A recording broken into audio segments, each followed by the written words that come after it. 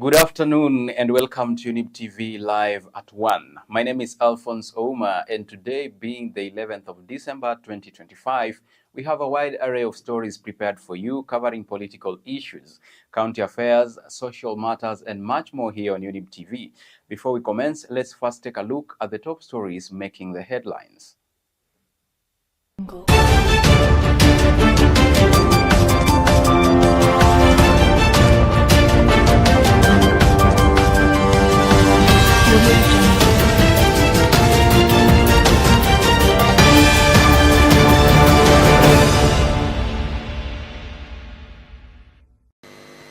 Where some participate and others couldn't be bothered, or they're too afraid, they'll be abducted, they'll be killed.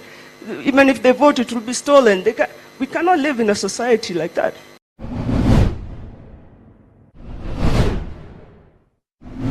As you are taken through, demonstrates how clean energy is not merely a climate issue, but a gender and equality issue.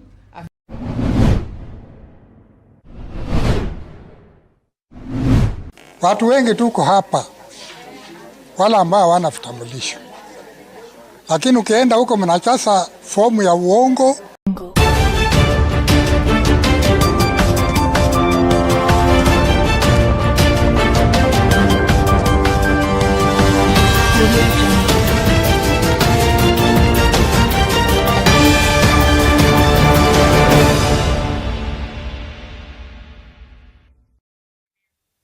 The bulletin begins right now. My name is Alphonce Ouma. President William Ruto has instructed stakeholders to convene within 24 hours to evaluate the alert issued by the Department of Meteorology concerning the drought conditions in the nation. Deputy President Professor Kithure Kindiki has stated that in accordance with expert recommendations, it is essential to implement thorough preparations to avert disasters resulting from effects of droughts, emphasizing that the government will guarantee the distribution of adequate food to those expecting hunger. Prepared as government to make sure that we secure the food security of every person, and there is no need to worry. We have taken measures to use all the available resources, and I want to thank the county government for their partnerships, and therefore His Excellency the President has directed that we meet within the next 1, maximum 2 days as the national disaster preparedness infrastructure of the country, which brings together the 2 levels of government and other stakeholders, and therefore in the next 24 hours we'll be issuing a comprehensive statement on the mitigation and response measures that we are taking to make sure that no Kenyan sleeps without food, and we have enough resources, and where there are gaps we will mobilize resources from our partners, and we are sure that we will have a good Christmas season, a new year, and we will go out of our way to make sure that every Kenyan has food on the table, even as we look at long-term solutions of this problem. The government expects to have transferred a total of 8,336 affordable housing units. The yearly deficit stands at 200,000 units. However, the state asserts that it will not lower this figure. As the project progresses, the Principal Secretary for Housing and Urban Development, Charles Hinga, emphasizes that there is no turning back on the Makongeni project, which is shrouded in concerns, stating that it is a much-needed initiative. Program, when it began all the way back in 2018, was being financed under Exchequer. And you know, all government initiatives, programs, all dig into the Exchequer to be able to finance themselves. So that was the same case. So with that financing, it was impossible to actually do 200,000 units per year. And that's why actually the levy came in, the housing levy. So with that and the establishment of the levy, now we do have financing to be able to carry out construction across the country. Of course, as we sell the houses, we also have income from the sales. At the same time, we are going to securitize this particular, the housing fund. So Makongeni is about 150 acres. we have taken over, and we are going to do 3 times what you have here in Mukuru, because this is 50 acres.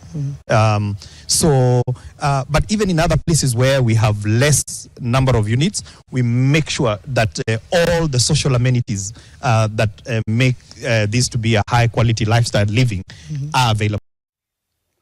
Now, the Kenya Anti-Corruption Commission, EACC, has presented its evidence regarding a money laundering scandal involving 4 suspects, one of whom is former Mombasa County Councillor Jabez Oduor. You confirm that's your statement? Yes, sir. Tell the court the date of the statement. Is it 20th January 2015? The last page, please, so that we move fast. Yes, you confirm, and that is your signature. Yes, that's true, Your Honor. They intentionally conspired with the first and second accused person to embezzle the public fund by alleging that there's a faction which never took place, and that the said participant did not confirm that they were paid their per diem out of that money, that is their allowances out of that money, and they were not able to confirm if indeed there were training. Winnie Odinga has made a powerful statement in response to the now viral phrase, Mtoto wa Simba ni Simba, asserting that this remark should not be employed to belittle or dehumanize any individual. During a recent public engagement, Winnie stressed that Kenyans are not animals and must not be treated as such, irrespective of their political identity or lineage. Can't have a society like that, where some participate and others couldn't be bothered, or they're too afraid, they'll be abducted, they'll be killed. Even if they vote, it will be stolen. We cannot live in a society like that. Oftentimes, I hear, especially men, they like to say this. They always have an analogy of how Simba, mtoto wa Simba ni Simba, or something, anything to do with an animal, they always say that. You know, and Yani, I don't know what, they always have something. But we are not animals. We're human beings in an equal society with equal members, both male, female, and we both have to participate in society. After all, human rights aren't just policies written on nice paper. They are meant to be lived and breathed. So it's time to swap the lip service for some real action. Let's stop tiptoeing around uncomfortable truths and instead tackle them head on. I think you may have seen me these past few weeks not tiptoeing. Even you guys have to put your gumboots and kick through with me. We have to do this armed with wit and grace. Because when we engage in the pursuit of equality with a smile, we not only lighten the load that we carry, but we also invite other people to join the journey with us. After all, who wouldn't want to march towards justice without a sense of humor? Let's make our fight for human rights as infectious as a good laugh. It cannot be bullets, blood, and tears every time. Because if we're going to change this country, then we need to talk. And we might as well do it with a smile. But you guys smile first, you know. Us young guys were not for jokes. That smile is just politeness, not that we're joking here, but it's also serious. In conclusion, let us celebrate the life of Raila Amolo Odinga, my father, your father, his laughter, his wisdom, and his unyielding commitment to democracy and human rights. As we move forward, let's channel his spirit, a spirit that reminds us that the future is bright. The National Gender and Equality Commission has revealed significant disparities impacting Kenya's most at-risk communities, ranging from challenges in accessing green energy to barriers that persistently hinder girls' education in unprivileged counties. 4 reports released by the Commission illustrate the deficiencies in girls' education and the alarming consequences of the response to gender-based violence. Additionally, the Commission is calling for partnerships to guarantee that girls, women, children, and individuals with disabilities, minorities, and marginalized groups are comprehensively integrated into development efforts. Study, as you are taken through, demonstrates how clean energy is not merely a climate issue, but a gender and equality issue affecting household health, safety, economic opportunities, and environmental justice. One big barrier to access to quality services is assistive devices for every person's ability. This country has around 9,550 secondary schools. Out of those, 30% are boarding schools. And for us as a ministry, recently we partnered with the State Department of Petroleum, and the study we have carried out is that 98% of those schools are relying on firewood for cooking. And now we have embarked on the journey to reverse that. Steadfast in addressing these dark figures of crime by creating safe, dignified, and survivor-friendly avenue for reporting and response. And we are not going to be a first world country when we have frozen the potential and the participation of 50% of the population that is women. Let's now take a quick break right here on Younib TV Live at 9. See you on the other side of this broadcast.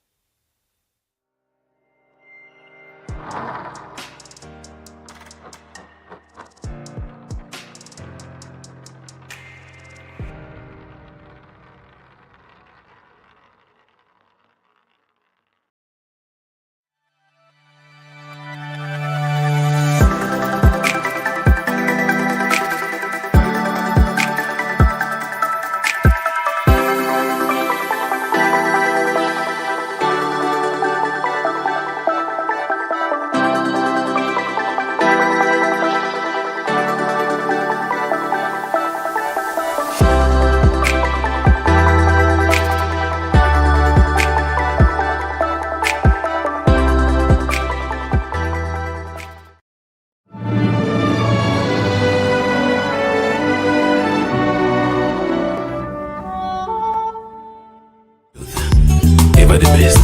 Hallelujah.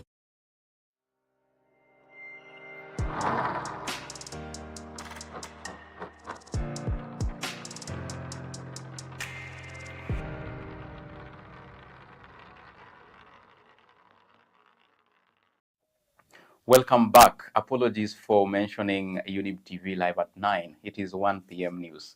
Now, let's proceed. Although the national government has eased the criteria for issuing national ID cards, many citizens in Busia County continue to encounter difficulties in acquiring this vital document, which prevents them from accessing essential services. Take a look. Watu wengi tuko hapa wala ambao hawana vitambulisho, lakini ukienda huko mnajaza fomu ya uongo, mnafikiria itaenda mbele na iende mbele.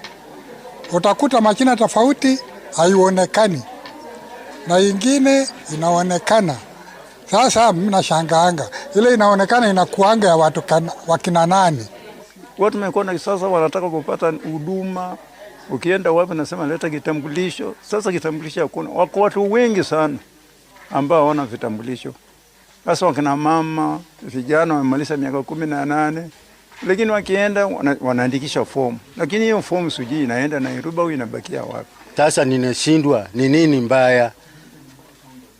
Na wewe wakati hiyo alitoa hata pesa ya kupiga picha nini, ndio tunauliza kwa nini wanatupagua. Ukirudi huko wanakuambia ati rudia. Kurudia hakuna, ngoja. Let's now take a look at some sporting action. The wheelchair basketball community has raised alarms regarding purported discrimination after being denied entry to the Moi International Sports Center Kasarani Indoor Arena, where they intended to train in preparation for the 2026 Commonwealth Games qualifiers. Alfred Simiyu, the chairman of the Kenya Wheelchair Basketball Federation, states that the team has consistently faced challenges in securing training slots at the arena. Simiyu asserts that the management of the facility contends that the athletes' wheelchairs have caused damage to the playing surface, a claim he vehemently contests. Kenya is set to present both men's and women's teams in 5-on-5 and 3-by-3 basketball, in addition to a women's under-25 team. It is not disability friendly. Unakuta wachezaji wangu kama last Monday wakikuja zoezi walitambaa chini kwenda msalani, of which it is not a good show. Kwangu naona kama tunadiscriminatiwa ya kwamba tusitumie uwanja huu, manake hizi magari zetu, magurudumu zetu zinaharibu uwanja. Ili hali haya magurudumu ni sawa na ile viatu ambao hao wenzetu wanavaa. Serikali haswa CS Mvurya ajaribu kuongelesha management ya hapa, ijue ya kwamba kutumia uwanja huu sio kwa ajili ya huruma, ila tuko na haki sisi katika. And that brings us to the tail end. We thank you for your engagement and your decision to stay informed. We will continue to deliver the latest updates as they arise. For more stories and in-depth coverage, please stay tuned or visit our social media platforms at Younib Media TV. I am Alphonse Ouma, and on behalf of the entire Younib TV team, we wish you a delightful afternoon.